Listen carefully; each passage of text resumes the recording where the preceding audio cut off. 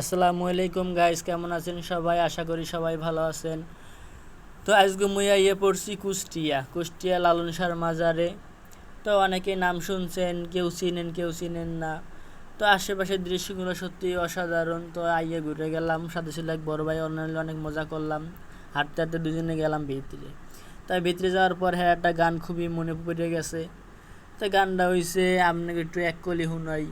সব লোকে কয় লালন কি জাত সংসারে, লালন বলে জাতের কি রূপ, লালন বলে জাতের কি রূপ, দেখলাম না এ নজরে।